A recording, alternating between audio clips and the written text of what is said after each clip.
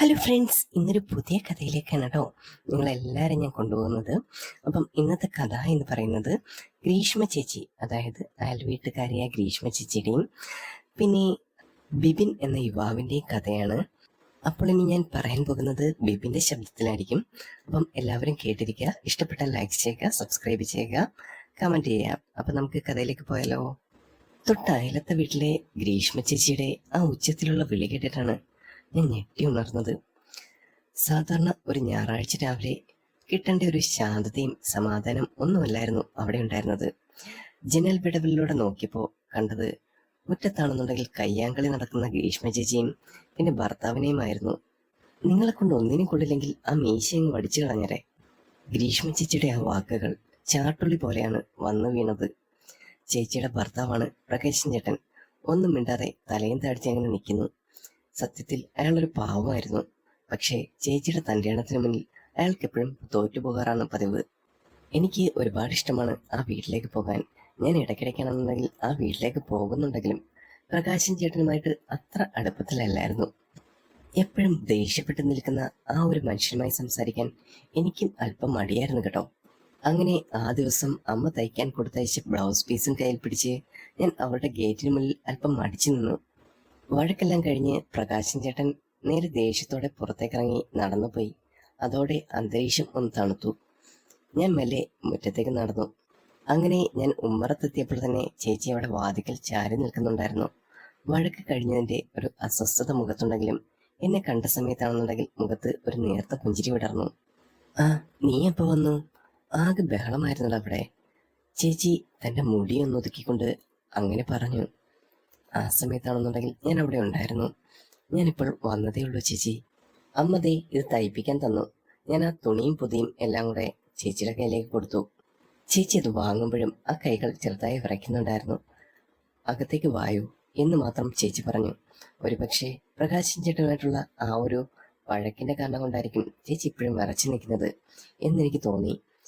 എന്ന് പറഞ്ഞ് ചേച്ചി എന്നെ സ്വീകരണ മുറിയിലേക്ക് ക്ഷണിച്ചു. പുറത്തെ ആ ചൂടിൽ നിന്ന് അകത്തെ തണുപ്പിലേക്ക് കയറിയപ്പം ഒരു ആശ്വാസം തോന്നി. ഞാൻ അകത്തേക്ക് കയറിയ സമയത്ത് തന്നെ ചുറ്റും നോക്കി. എല്ലാം നല്ല വൃത്തിയാക്കി വെച്ചേക്കുന്നു. അങ്ങനെ എല്ലാ കാഴ്ചകളും കണ്ട സമയത്താണെങ്കിൽ ചേച്ചി തയ്യൽ മെഷീന്റെ അരികിൽ പോയിരുന്നു. ആ തുണിയൊന്ന് തുറന്നു നോക്കിയിട്ട് എന്നിട്ടൊരു ദീർഘശ്വാസം വിട്ടു. പെട്ടെന്ന് എൻ്റെ അടുത്ത് പറഞ്ഞു, മടുത്തു ഈ ജീവിതം, എപ്പോഴും എന്തിനെങ്കിലും വഴക്ക്. നീ കണ്ടില്ലേ അയാളുടെ പോക്ക്. ചേച്ചി കസേരയിൽ നിന്ന് എന്തൊക്കെയോ പെറുപെറുത്തു. ഞങ്ങളുടെ നാട്ടിൽ ആ ഒരു ചെറിയ ഗ്രാമത്തിൽ ചേച്ചി അനുഭവിക്കുന്ന ഏകാന്തതയും ദേഷ്യം അപ്പോൾ തന്നെ എനിക്ക് എവിടെയാണെന്ന് വ്യക്തമായിരുന്നു. സാരമില്ല ചേച്ചി, ചേട്ടൻ കുറച്ച് കഴിയുമ്പോൾ തണുത്തോളും, ഞാൻ ആശ്വസിപ്പിക്കാൻ പറഞ്ഞു. ആ നിമിഷം ഗ്രീഷ്മ ചേച്ചി ഒന്ന് പുച്ഛത്തോടെ പറഞ്ഞു, തണുക്കും, പക്ഷേ പറഞ്ഞ വാക്കുകൾ തിരിച്ചെടുക്കാൻ പറ്റില്ലല്ലോ എന്ന് പറഞ്ഞുകൊണ്ട് ഗ്രീഷ്മ ചേച്ചി എൻ്റെ അടുത്ത് പറഞ്ഞു, നീ ഇവിടെ വന്നിരിക്കേ, ഞാൻ നിനക്ക് കുടിക്കാൻ എന്തെങ്കിലും എടുത്തേക്കാം. അങ്ങനെ അതും പറഞ്ഞ് ചേച്ചി അടുക്കളയിലേക്ക് നടക്കുന്ന സമയത്ത് ഞാൻ ആ വീട്ടിലെ നിശബ്ദതയൊന്ന് ശ്രദ്ധിച്ചു. തയ്യൽ മെഷീന്റെ ശബ്ദമില്ലാതെ ആ മുറിയിൽ ചേച്ചിയുടെ ഓരോ കാലൊച്ചയും നല്ല വ്യക്തമായിട്ട് കേൾക്കാം. ചേച്ചിയാണെങ്കിൽ അടുക്കളയിൽ നിന്ന് തിരികെ വരുന്ന സമയത്ത് കയ്യിൽ ഒരു ഗ്ലാസ് നാരങ്ങളും എടുത്തിട്ടുണ്ടായിരുന്നു. ഇന്നമ്മനെ ഇത് കുടിക്കേ, നല്ല ചൂടല്ലേ പുറത്ത് എന്ന് മാത്രം ഗ്രീഷ്മ ചേച്ചി എൻ്റെ അടുത്തേക്ക് പറഞ്ഞു. ആ നിമിഷമാണെന്നുണ്ടെങ്കിൽ ചേച്ചിയുടെ കയ്യിൽ നിന്ന് ഗ്ലാസ് ഞാൻ വാങ്ങിച്ചു. ഒരുപക്ഷെ ഗ്രീഷ്മ ചേച്ചിയുടെ കണ്ണുകളിൽ ഒരുതരം ദാഹവും പിന്നെ സഹായത്തിനായുള്ള അഭ്യർത്ഥനയും ഉണ്ടായിരുന്നെന്ന് എനിക്ക് തോന്നി. നീ വന്നത് നന്നായി, ഒറ്റയ്ക്കിരുന്നാണെങ്കിൽ എനിക്ക് ഭ്രാന്ത് പിടിക്കുമായിരുന്നു. ചേച്ചി എൻ്റെ അരികിൽ കസേരയിൽ വന്നിരുന്നു. ആ നിമിഷം ജനാലയിലൂടെ വരുന്ന ഇളം കാറ്റ് ചേച്ചിയുടെ മുടിയിണകളെ തലോടുന്നുണ്ട്. അങ്ങനെ ഒടുവിൽ ആ ഞായറാഴ്ച ഉച്ചനേരത്ത് ആ വീട്ടിൽ ഞങ്ങൾ രണ്ടുപേരും മാത്രമായി മാറി. പുറത്തെ വഴക്കും ബഹളവും എല്ലാം മാഞ്ഞു പോയിക്കൊണ്ടിരിക്കുന്നു. ചേച്ചി തൻ്റെ സങ്കടങ്ങൾ ഓരോന്നായി എന്നോട് പറയാൻ തുടങ്ങിയിരിക്കുന്നു. അങ്ങനെ ഗ്രീഷ്മ ചേച്ചിയുടെ വിഷമങ്ങൾ ഒരു പ്രത്യേക അനുഭവം തോന്നി തുടങ്ങി. ആ സംസാരം എവിടെ ചെന്ന് അവസാനിക്കുമെന്ന് എനിക്ക് ഒരു അറിവുമില്ലായിരുന്നു. പക്ഷേ ആ ഒരു സാമീപ്യം അതെപ്പോഴും നല്ലൊരു പ്രത്യേകത ഉണ്ടായിരുന്നു. പെട്ടെന്ന് ഞങ്ങൾ രണ്ടുപേരും അങ്ങനെ ഇരിക്കുന്ന സമയത്ത് ഗ്രീഷ്മ ചേച്ചി എൻ്റെ അടുത്തായിട്ട് ഇങ്ങനെ പറഞ്ഞു, നീ കണ്ടില്ലേ ഞാൻ അയാളുടെ മീശയെ കുറിച്ച് പറഞ്ഞത്? വെറുതെ അല്ലടാ, ഒരു ഉത്തരവാദിത്വം ഇല്ലാത്തൊരു മനുഷ്യനാ. ചേച്ചി വീണ്ടും സംസാരം തുടങ്ങി. ചേച്ചി സംസാരിക്കുമ്പോൾ കൈകൾ ആംഗ്യ ഭാഷയിൽ കാണിക്കുന്നുണ്ട്. അങ്ങനെ ഇടയ്ക്കിടയ്ക്ക് സംസാരിക്കുന്ന സമയത്ത് ചേച്ചിയുടെ ആ കൈകൾ എൻ്റെ തോളിൽ തട്ടുന്നുണ്ടായിരുന്നു. ഗ്രീഷ്മ ചേച്ചിയുടെ ആ തയ്യൽ മെഷീൻ ഇരിക്കുന്ന മുറിയിൽ നിറയെ തുണികളും നൂലുകളും ചിതറിക്കിടക്കുന്നുണ്ടായിരുന്നു. ചേച്ചി മെല്ലെ എഴുന്നേറ്റ് അത് ഓരോന്നും പിറക്കിയെടുക്കുന്ന സമയത്ത് ഗ്രീഷ്മ ചേച്ചിയുടെ മുടിയിൽ നിന്ന് വരുന്ന തെക്കിൻ പൂവിന്റെ മണം ഒരു ഗന്ധം പോലെ എന്തോ ഒരു മണം ആ മുറിയാകെ പടർന്നു. ആ സമയം ഗ്രാമത്തിലെ ആ ഉച്ചനേരം ആകെ നിശബ്ദമായിരുന്നു. പുറത്ത് കശുവണ്ടി മരത്തിന് മുകളിലിരുന്ന് ഒരു കുയില് കൂവുന്നുണ്ട്. അമ്മയ്ക്ക് അടുത്ത ഞായറാഴ്ച കല്യാണത്തിന് പോകാനുള്ള ചേച്ചി. പെട്ടെന്ന് ഗ്രീഷ്മ ചേച്ചി എന്റെ മുഖത്ത് നോക്കിയിട്ട് പറഞ്ഞു, അതിനെന്താ, 2 ദിവസങ്ങൾ കൊണ്ട് തയ്ച്ചു തരാനല്ലോ കുട്ടാ. പക്ഷേ നീ ഇടയ്ക്ക് വന്ന് എന്നെ ഒന്ന് ഓർമ്മിപ്പിക്കണം കേട്ടോ, അല്ലെങ്കിൽ ഞാൻ മറന്നു പോകും എന്ന് തന്നെ ഗ്രീഷ്മ ചേച്ചി എൻ്റെ അടുത്ത് ഓപ്പണായിട്ട് പറഞ്ഞു. ആ നിമിഷമാണെന്നുണ്ടെങ്കിൽ ചേച്ചി കസേരയിൽ നിന്ന് മാറി തറയിലിട്ടിരുന്ന ഒരു വലിയ പാട്ടയിലെ നൂലുകൾ ഒതുക്കി വെക്കാനായി തുടങ്ങി. ഞാൻ ആ നിമിഷം ഗ്രീഷ്മ ചേച്ചി ഒന്ന് നോക്കി. പെട്ടെന്ന്, എന്താടാ നീ ഇങ്ങനെ പേടിച്ച് നിൽക്കുന്നത്, ഞാൻ കടിച്ച് തിന്നത്തൊന്നുമില്ലല്ലോ എന്ന് ഗ്രീഷ്മ ചേച്ചി എന്നോടായിട്ട് തന്നെ പറഞ്ഞു. ഞാൻ ആ നിമിഷം ചമ്മിയതുപോലെ ഒന്ന് ചിരിച്ചു. ഇല്ല ചേച്ചി, ചേട്ടൻ ഇനി എപ്പോഴാ വരിക എന്ന് ഓർക്കുകയായിരുന്നു. ഞാനത് ചോദിക്കുന്ന സമയത്ത് തന്നെ ഗ്രീഷ്മ ചേച്ചി അതിനുള്ള മറുപടി എനിക്ക് തന്നിരുന്നു. അയാൾ ഇനി സന്ധ്യാവധ വരുത്തിയൊന്നുമില്ലടാ. ദേഷ്യം വന്നു കഴിഞ്ഞാൽ പിന്നെ കവലയിൽ എവിടെങ്കിലും പോയിരിക്കും. ചേച്ചി അതും ദേഷ്യത്തോടെ തന്നെ എന്നോട് പറഞ്ഞു. എന്നിട്ട് ചേച്ചി നേരെ എഴുന്നേറ്റ് അടുക്കളയിലേക്ക് നടന്നു. നീ കുറച്ചു നേരം കൂടി ഇരിക്കേ, ഞാൻ നിനക്ക് കഴിക്കാൻ എന്തെങ്കിലും ഉണ്ടാക്കാം. അതല്ലേ നല്ലത്, എന്തെങ്കിലുമൊക്കെ കഴിച്ചിട്ട് പോകാൻ നോക്ക്. ഞാൻ അവിടെ തയ്യൽ മെഷീൻ അരികിൽ തന്നെ ഇരുന്നു. ചേച്ചിയാണെന്നുണ്ടെങ്കിൽ അടുക്കളയിൽ പോയി ആ പാത്രങ്ങളൊക്കെ നീക്കുന്ന ആ ശബ്ദം എനിക്ക് കേൾക്കുന്നുണ്ടായിരുന്നു. ഇടയ്ക്ക് ചേച്ചി അവിടെ നിന്ന് പാട്ട് പാടുന്നുണ്ടായിരുന്നു. ഗ്രീഷ്മ ചേച്ചി സത്യത്തിൽ ഒരു പാവമാണ്. പക്ഷേ ആ വീടിനുള്ളിൽ ഒറ്റപ്പെട്ട ചേച്ചിയെ ഇങ്ങനാക്കി മാറ്റിയതാക്കാം. ഗ്രീഷ്മ ചേച്ചി പോയി തിരിച്ചു വന്ന സമയത്ത് തന്നെ കയ്യിൽ ഒരു പ്ലേറ്റ് ഉപ്പിലിട്ട മാങ്ങയുണ്ടായിരുന്നു. ഇത് കഴിക്ക്, നല്ല എരിവുണ്ടാകും. ചേച്ചി അത് എനിക്ക് നേരെ നീട്ടി. ഞാൻ ഒരു മാങ്ങ കഷ്ണം എടുത്ത സമയത്ത് അത് രുചിയോടെ കഴിക്കാൻ എനിക്ക് തോന്നിയിരുന്നു. കാരണം ആ സമയത്താണെന്നുണ്ടെങ്കിൽ ഗ്രീഷ്മ ചേച്ചിയും അതിനകത്ത് കൈയിട്ടെടുക്കുന്നുണ്ടായിരുന്നു. ഞങ്ങൾ രണ്ടുപേരും ഒരു നിശബ്ദതയോടെ ആ ഒരു മാങ്ങ കഷ്ണം ഇരുന്ന് ഉപ്പിലും എരിവും എല്ലാം ചേർത്തിട്ട് ഞങ്ങളിങ്ങനെ കഴിക്കുന്നുണ്ടായിരുന്നു. ആ സമയത്ത് എന്തോ ഒരു പുളിയുടെയും പിന്നെ ഉപ്പിന്റെയും പിന്നെ ചെറിയൊരു കയർപ്പിന്റെയും മധുരം ഞാൻ അറിഞ്ഞു. അപ്പോഴും ആ മുറിയിൽ ഒരു നിശബ്ദത അലിഞ്ഞു ചേർന്നിരുന്നു. ചേച്ചിയുടെ കണ്ണുകളിൽ ഒരുതരം കരുണയും സ്നേഹവും ഞാൻ കണ്ടു. നിനക്ക് എന്നോട് സങ്കടം തോന്നുന്നുണ്ടോ എന്ന് ചേച്ചി ശബ്ദം താഴ്ത്തി എന്ന് ചോദിച്ചു. എന്തിനാണ് ചേച്ചി അങ്ങനെ ഞാൻ തിരിച്ചു ചോദിക്കുന്ന സമയത്ത് ഗ്രീഷ്മ ചേച്ചി എനിക്കിങ്ങനെ മറുപടി തന്നു. എല്ലാവരും എന്നെ ഒരു വഴക്കാളിയായിട്ടാണല്ലോ കാണുന്നത്. പക്ഷേ ഈ വീടിനുള്ളിൽ ഞാൻ എത്രത്തോളം ഒറ്റയ്ക്കാണെന്ന് ആരും അറിയുന്നില്ല. ചേച്ചി ആ കസേരയിൽ കൈപിടിച്ചിരുന്ന് മെല്ലെ ഇരുന്ന് സംസാരം നീണ്ടുപോയി. ഞായറാഴ്ചയാണെന്നുണ്ടെങ്കിൽ ഉച്ചവെയിൽ മങ്ങി തുടങ്ങിയിരുന്നു. ജനലിലും വരുന്ന വെളിച്ചത്തിൽ ഇപ്പോൾ ഒരു മഞ്ഞ നിറമാണ്. ചേച്ചിയുടെ ഓരോ വാക്കിനും ഒരു പ്രത്യേക ആഴമുണ്ടായിരുന്നു. ഞാൻ പോകാനായി എഴുന്നേറ്റപ്പോൾ ചേച്ചി എൻ്റെ അടുത്തേക്ക് വന്നിരുന്നു. ഇനി വരുമ്പോൾ ഇതുപോലെ ഓടിപ്പോകരുത്, കുറച്ചു നേരം കൂടി ഇരുന്നിട്ട് നീ പോയാൽ മതി എന്ന് ചേച്ചി എൻ്റെ അടുത്തായിട്ട് പറഞ്ഞു. അതിനുശേഷം ഗ്രീഷ്മ ചേച്ചി എൻ്റെ ഷർട്ടിൻ്റെ കൊള്ളൽ ഒന്ന് ശരിയാക്കി തന്നു. ആ അടുപ്പം എനിക്ക് ഒരുപാട് അനുഭവമായിരുന്നു. കാരണം ഗ്രീഷ്മ ചേച്ചിയെപ്പോലുള്ള ഒരാളുടെ ഫ്രണ്ട്ഷിപ്പ് ഞാൻ ഒരുപാട് ആഗ്രഹിക്കുന്നുണ്ട്. കാരണം അതുപോലെയാണ് ചേച്ചി ട്രീറ്റ് ചെയ്യുന്ന കാര്യങ്ങളൊക്കെ. പെട്ടെന്ന് നമുക്ക് വെപ്രാളമോ കാര്യങ്ങളോ ഒന്നും തോന്നില്ല ചേച്ചിയോട് സംസാരിക്കുമ്പോൾ. അത് വളരെ മാന്യമായിട്ടും വളരെ നല്ല സന്തോഷത്തോടെയാണ് ഗ്രീഷ്മ ചേച്ചിയോട് സംസാരിക്കാറുള്ളത്. അങ്ങനെ ഗ്രീഷ്മ ചേച്ചിയോട് സംസാരിച്ച് ആ വീട് വിട്ടിറങ്ങുന്ന സമയത്ത് എൻ്റെ ഉള്ളിൽ ഒരു ഭാരം കുറഞ്ഞതുപോലെ തോന്നിപ്പോയി. തിരികെ നടക്കുമ്പോഴാണെങ്കിൽ ഞാൻ ആലോചിച്ചത് പ്രകാശ് ചേട്ടനെ കുറിച്ച് തന്നെയായിരുന്നു. ആ മീശയുടെ ഗർവ് ഗ്രീഷ്മ ചേച്ചിയുടെ മുന്നിൽ തകർന്നടിഞ്ഞത് വെറുതെ ആയില്ല. ചേച്ചിക്ക് വേണ്ടത് മീശക്കാരൻ്റെ തഴക്കമല്ല, മറിച്ച് മനസ്സിലാക്കുന്ന ഒരാളുടെ കൂടെ അങ്ങനെ ഒരു ജീവിതമാണ്. പക്ഷേ അങ്ങനെ അടുത്ത ദിവസമായപ്പോൾ അമ്മ വീണ്ടും അത് തിരക്കി. എടാ ആ ബ്ലൗസും നോക്കിയിട്ട് വാ, നാളെയാണെന്നുണ്ടെങ്കിൽ കല്യാണത്തിന് ഇട്ടുകൊണ്ട് പോകേണ്ടതാണ് എന്ന് തന്നെ അമ്മ പറയുന്ന സമയത്ത് ആ പെണ്ണിനെ തയ്ച്ചു വെച്ചിട്ടുണ്ടാവുമോ? അമ്മയുടെ ചോദ്യം കേട്ട സമയത്ത് എനിക്ക് ഉള്ളിൽ ആവേശം തോന്നി. കുറച്ചു നേരം ഗ്രീഷ്മ ചേച്ചിയായിട്ടൊന്ന് സംസാരിച്ചിരിക്കാമല്ലോ എന്ന് വിചാരിച്ച് ഞാൻ വേഗം ഷർട്ട് വിട്ട് ഇറങ്ങി. ഞാൻ അവിടേക്ക് ചെല്ലുന്ന സമയത്ത് പ്രകാശ് ചേട്ടന്റെ ബൈക്കൊന്നും അവിടെ കണ്ടില്ല. പുള്ളി എവിടെ പോയിരിക്കുകയാണ്. അങ്ങനെ അവിടെ നിന്ന് റോഡിൽ നിന്ന് നേരെ ഉമ്മറത്തേക്ക് നടന്നു. തയ്യൽ മെഷീന്റെ കടകടാ ശബ്ദം അകത്തുനിന്ന് കേൾക്കാം. ഞാൻ വാതിലൊന്ന് തട്ടി. ചേച്ചി. മെഷീന്റെ ശബ്ദം പെട്ടെന്ന് നിലച്ചു. ഞാൻ ആ വിളിച്ചു കേട്ട സമയത്ത് തന്നെ ഗ്രീഷ്മ ചേച്ചി വാതിൽ തുറന്നു നോക്കി. ഇന്നലത്തെ ദേഷ്യമൊന്നും മുഖത്തില്ലായിരുന്നു. നീല നിറത്തിലുള്ള ഒരു സാരിയായിരുന്നു ചേച്ചിയുടെ വേഷം.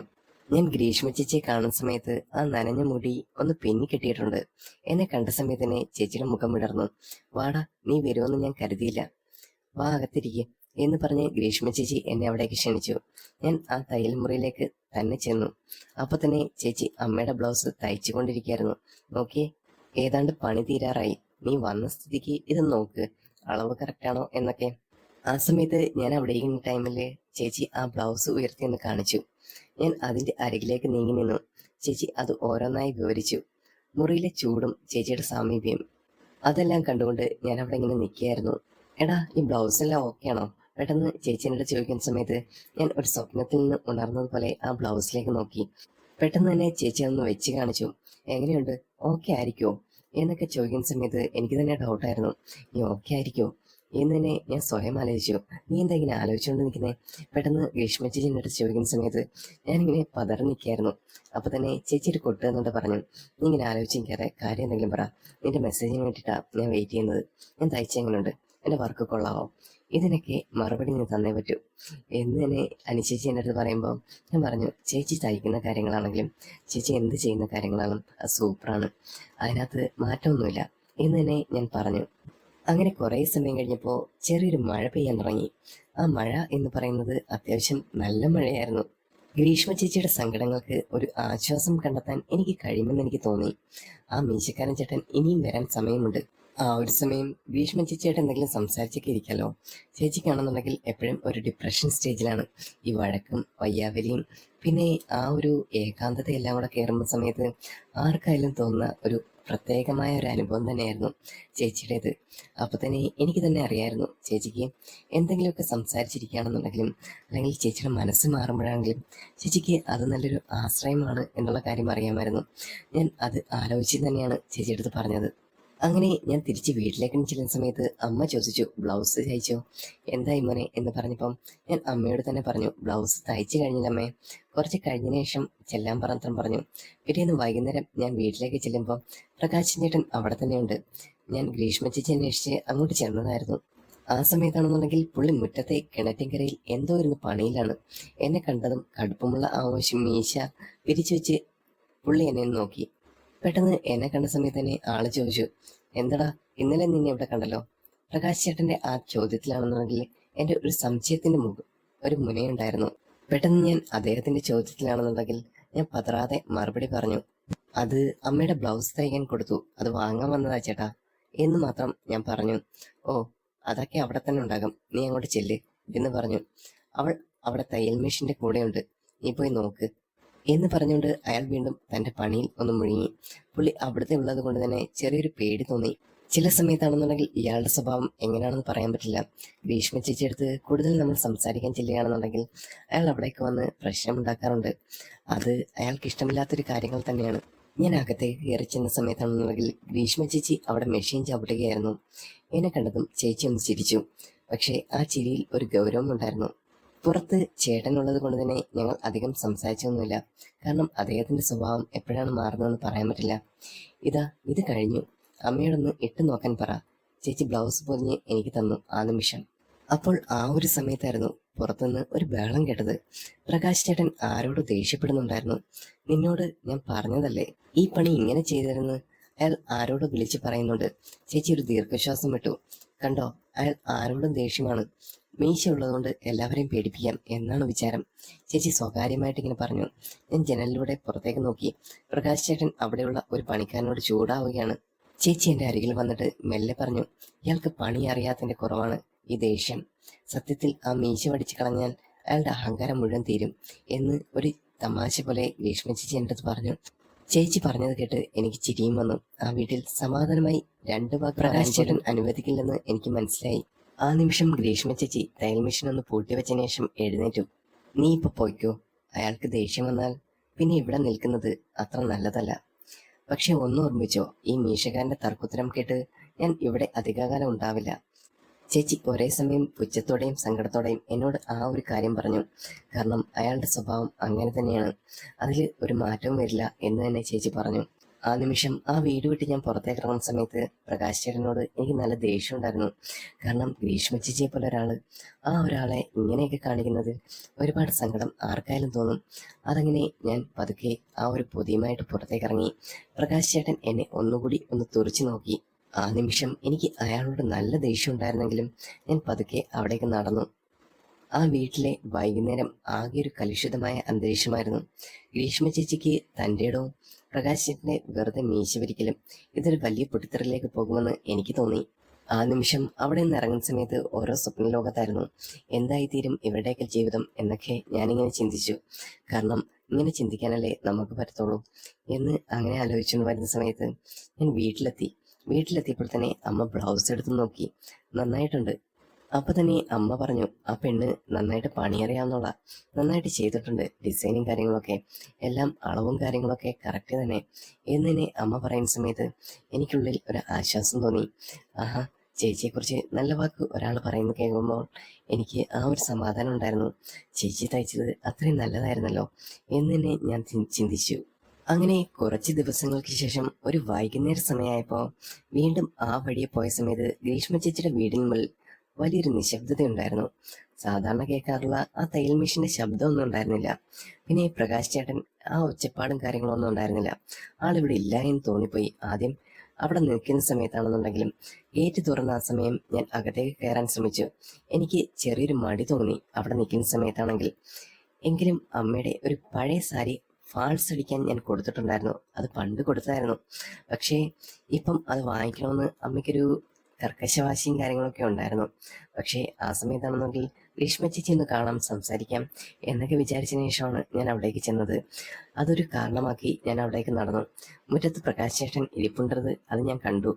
പക്ഷേ പുള്ളിയെ കണ്ട സമയത്ത് ഞാൻ ഞെട്ടിപ്പോയി. ആ കട്ട മീശയൊന്നും അവിടെയില്ല. പെണ്ണുമ്പിള്ളയുടെ വാക്ക് കേട്ട് മീശ പഠിച്ചു എന്ന് തന്നെ ഞാൻ വിചാരിച്ചു. കാരണം അയാൾക്ക് ആ മീശ ചേരുന്നില്ല. കൊമ്പം മീശയും കൊണ്ട് ആൾക്കാരെ പേടിപ്പിക്കാനായിട്ട് നടന്നോളും, അല്ലാതെ ഇയാളെ ഒന്നിനും കൊള്ളത്തൊന്നുമില്ല. ഞാൻ തന്നെ മനസ്സിലാലോചിച്ചു. അങ്ങനെ ഒരു ഗൗരവക്കാരൻ, അത് പോയ സമയത്താണെന്നുണ്ടെങ്കിൽ ആളുടെ ഗൗരവവും കാര്യങ്ങളും അങ്ങനെ തന്നെ പോയി. എങ്ങനെ ഒരു പാവത്തം വന്നിരിക്കുന്നു. എന്താടാ നീ ആരെയാ നോക്കുന്നത്? പുള്ളി മെല്ലെ എൻ്റെ അടുത്ത് ചോദിച്ചു. ശബ്ദത്തിൽ ആ പഴയ തഴക്കവും കാര്യങ്ങളൊന്നുമില്ല. മീശ പോയ ആൾക്ക് നീ എന്ത് തഴക്കം? എൻ്റെ മുഖത്ത് ഒരു പുഞ്ചിരി വിടർന്നു. എങ്കിലാണ് ഞാൻ അതിനൊന്നും കാണിച്ചില്ല.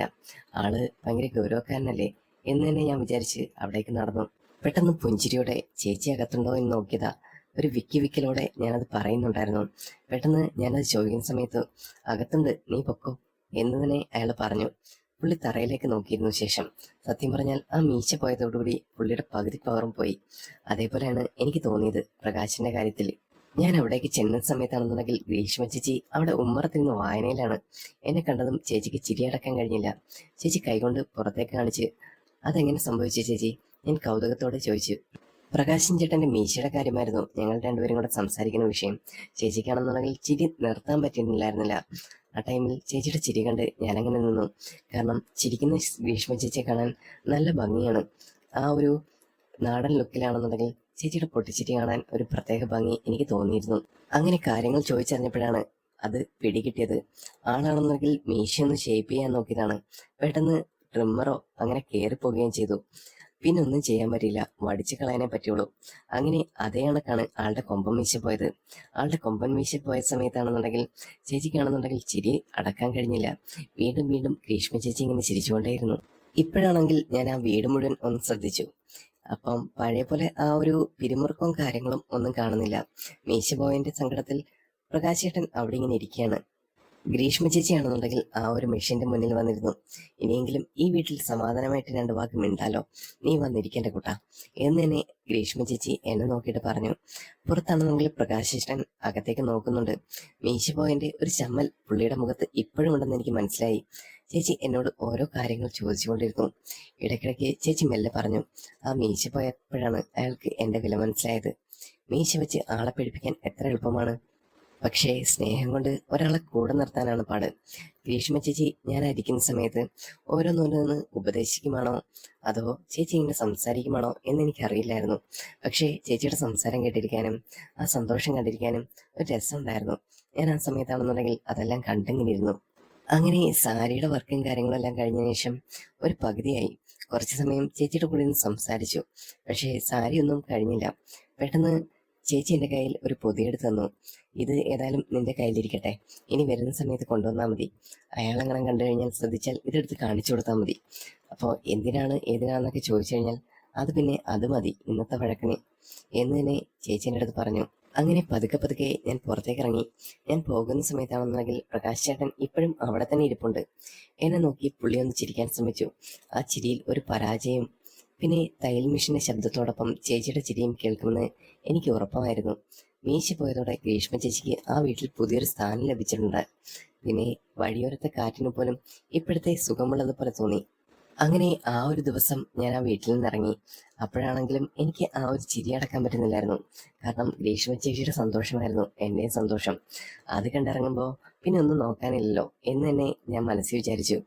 അങ്ങനെ അടുത്ത ദിവസം വൈകുന്നേരമായ സമയത്ത് ഞാൻ ആ വീട്ടിലേക്ക് ചെല്ലുമ്പോൾ ഗ്രീഷ്മ ചേച്ചി തയ്യൽ മോട്ടറൊക്കെ ഒന്ന് ഫിറ്റ് ചെയ്ത് പുതിയൊരു ഉന്മേഷത്തിൽ പണി തുടങ്ങിയിരുന്നു. പ്രകാശ് ചേട്ടനാണെങ്കിൽ അടുത്ത പറമ്പിൽ തെങ്ങിന് തടം എടുക്കുകയാണ്. എന്നെ കണ്ട സമയത്ത് തന്നെ ചേച്ചി മെഷീർത്തി എഴുന്നേറ്റു. വാടാ, നീ എന്തെന്ന് വൈകിയത്?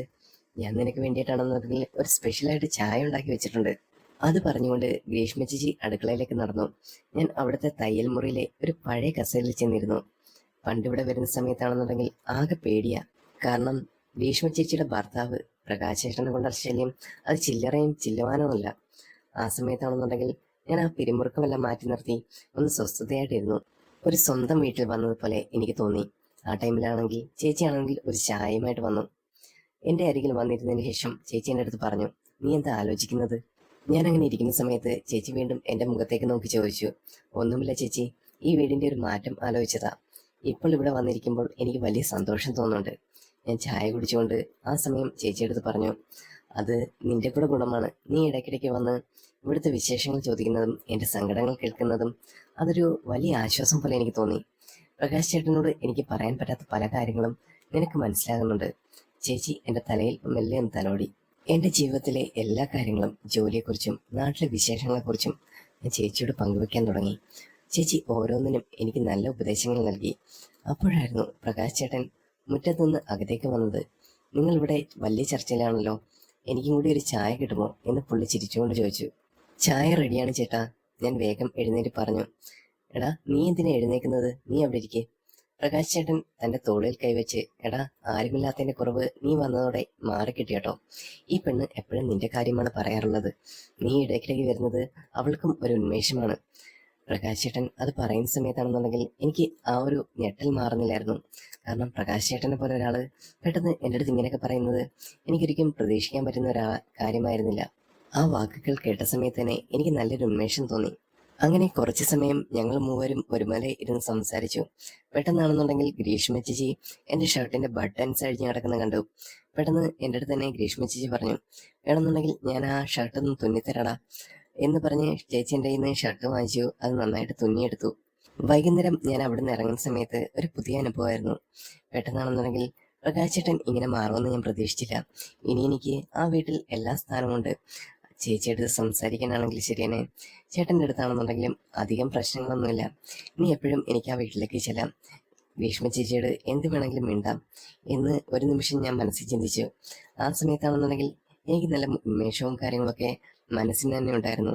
അങ്ങനെ ആ വീട് വിട്ട് ആ ടൈമിൽ ഇറങ്ങുന്ന സമയത്ത് ഞാൻ ചിന്തിച്ചു, ഇനി എന്നും പോകാലോ എന്ന് വിചാരിച്ചുകൊണ്ട് ഞാൻ അവിടെ ഇരുന്നു. ഇനി ഈ ഒരു കഥയുടെ അടുത്ത ഭാഗം ഉടൻ തന്നെ അപ്ലോഡ് ചെയ്യുന്നതായിരിക്കും. കഥ എല്ലാവർക്കും ഇഷ്ടപ്പെട്ടു എന്ന് വിചാരിക്കുന്നു. കഥ ഇഷ്ടപ്പെട്ട് കഴിഞ്ഞാൽ ലൈക്ക് ചെയ്യുക, സബ്സ്ക്രൈബ് ചെയ്യുക, പിന്നെ കമന്റ് ചെയ്യണം കേട്ടോ നിങ്ങളുടെ അഭിപ്രായങ്ങളും കാര്യങ്ങളൊക്കെ. ഇനി ഒരു പുതിയ ആ ഒരു പാർട്ടുമായിട്ട് ഞാൻ വീണ്ടും വരാം. അതുവരെയും ബൈ ബൈ.